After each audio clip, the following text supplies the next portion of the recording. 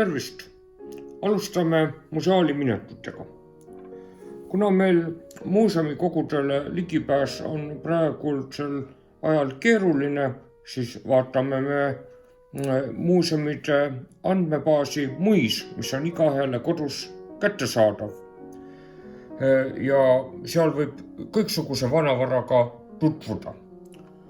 Täna me vaatame ühte Tallinna Linnamuuseumi mänguasjade kogus olevat nukku, mille piltide siin näete.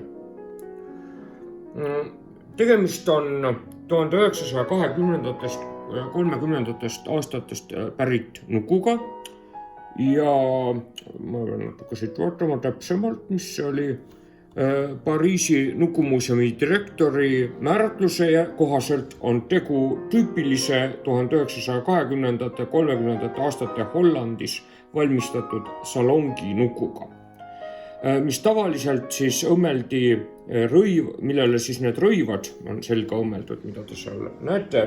Salongis kasutatud tekstiilide, siis kardinate, toolikatete ja muude tekstiilide ülejääkidest.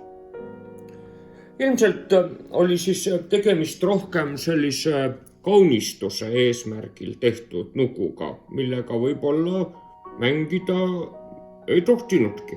On ka selliseid mänguasju. Ma ei tea, miks neid tehakse, aga tõesti on ka selliseid mänguasju, mis on mõeldud ilustuseks. Ega see eriti kasulik ja mõttekas ei ole teha sellist mänguasja. Ma ütlen, mänguasjad on mängimiseks. Siin see nuku juures on kasutatud kalleid materjale, seemisnahka, millest on tehtud nuku keha, siidi ja pitsi.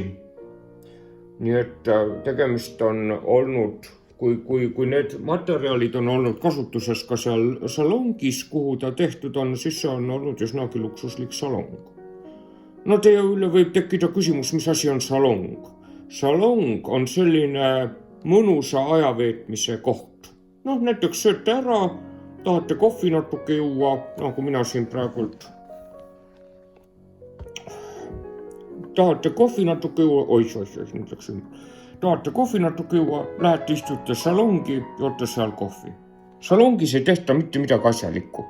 Seal ollakse mõnusalt. Salongis ei ole enamasti isegi telekat. Seal telekat ei vaadata, seal räägitakse juttu. Ja sellepärast, et seal midagi asjalikku ei teha, ta ei ole seal ka asjalikke asju. Näiteks ei ole seal mänguasju, millega mängida, vaid on mänguasjad, mida vaadatakse. Ja selline on ka see Tallinna Linnamuuseumi mänguasja kogus olev nukk, mida ma teile täna tutvustasin. Aitäh!